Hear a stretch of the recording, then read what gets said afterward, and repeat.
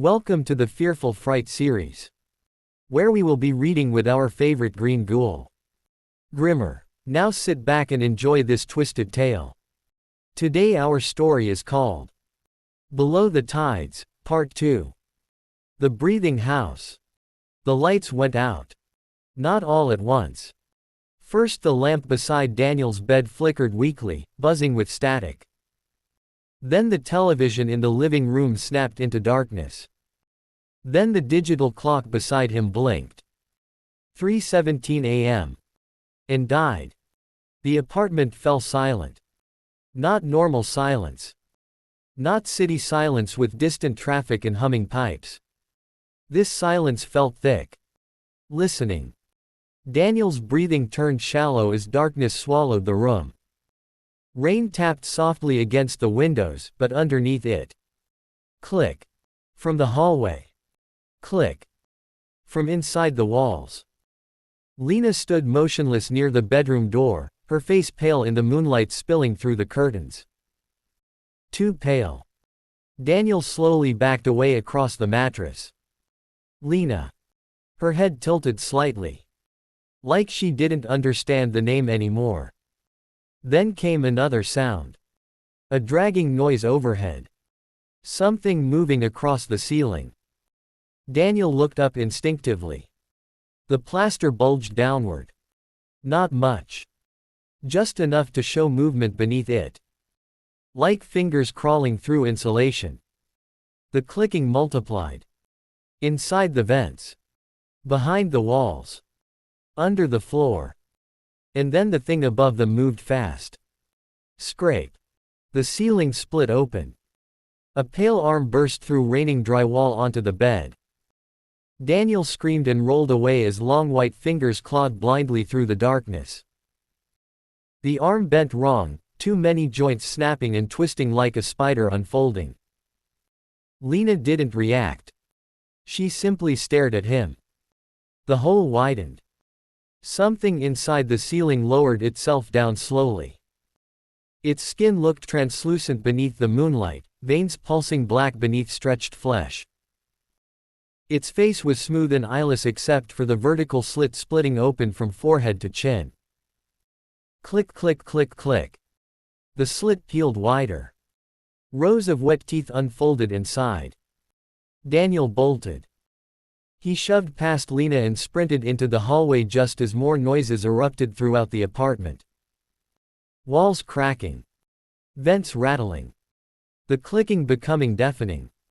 His neighbor's dog upstairs began barking wildly.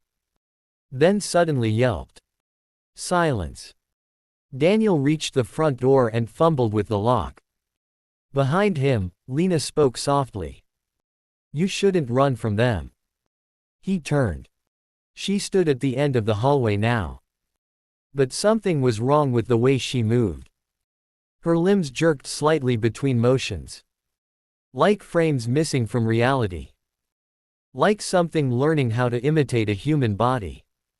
Her jaw twitched. A faint clicking came from inside her throat. They came back with us, she whispered. Because they were already here. The lights outside the apartment flickered on. For one brief second, Daniel saw shapes moving beneath Lena's skin. Long things. Squirming. Then the hallway ceiling exploded downward. 3 creatures dropped from above. Daniel tore open the door and ran barefoot into the storm. Rain hammered the streets. Daniel sprinted across the parking lot, slipping on wet pavement as screams erupted somewhere inside the apartment building behind him. Windows shattered. People yelled. Then came the clicking. Loud. Everywhere. Residents began pouring out of the building. Some bleeding. Some confused.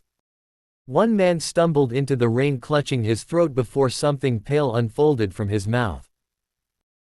Daniel froze in horror as the creature tore itself free from the man's jaw in a spray of blood and cartilage. It landed on all fours. Tall. Thin. Its bones cracked loudly as it straightened upright.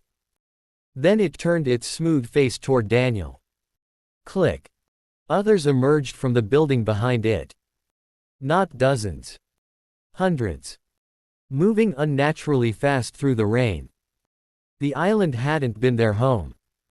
It had been their prison. And now they were loose. Daniel drove for hours. He barely remembered stealing the car. He barely remembered the road. All he could think about was Lena's face. That smile. That thing beneath her skin. By dawn he reached a small motel off Route 41. The neon vacancy sign buzzed weakly in the fog. The old clerk barely looked up as Daniel rented the room. Inside, he locked every bolt. Pushed furniture against the door. Closed every vent with towels. Only then did he allow himself to breathe. He turned on the television. Static.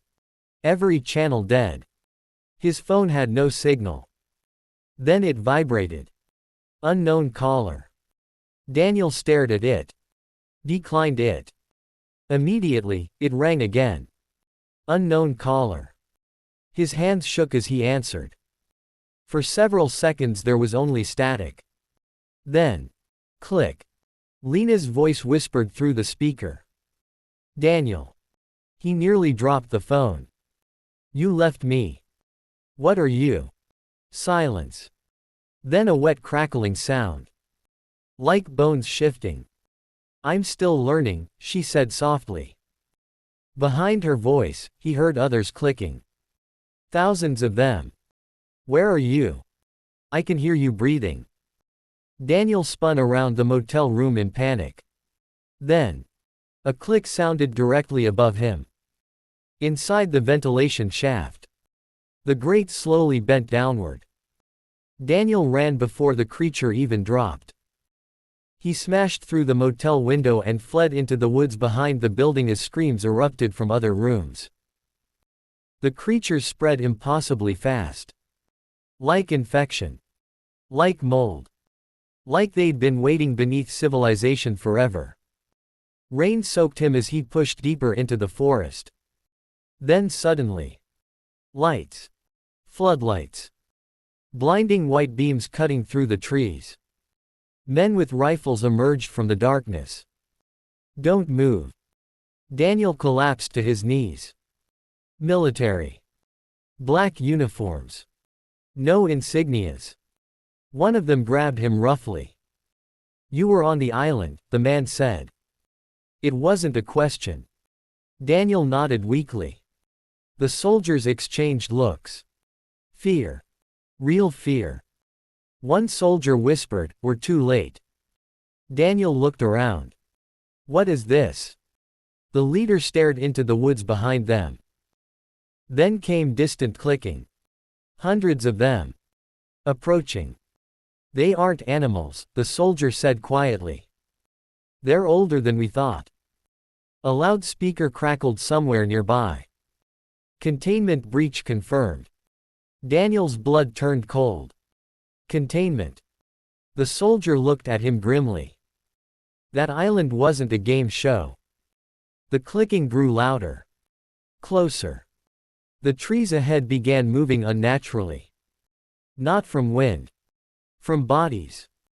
The soldier chambered his rifle. They found the mainland. Something screamed in the woods. Not human. Not animal. A massive pale shape unfolded between the trees, towering at least 15 feet tall, its elongated arms dragging across the ground, its body covered in twitching mouths that clicked independently of one another. The soldiers opened fire. Bullets tore chunks from the creature's flesh. But it kept coming. And behind it, thousands more clicks echoed through the darkness. Coming from every direction. Then Daniel heard Lena's voice one last time. Right beside his ear. You brought us home. The lights died. The forest went black. And all around them.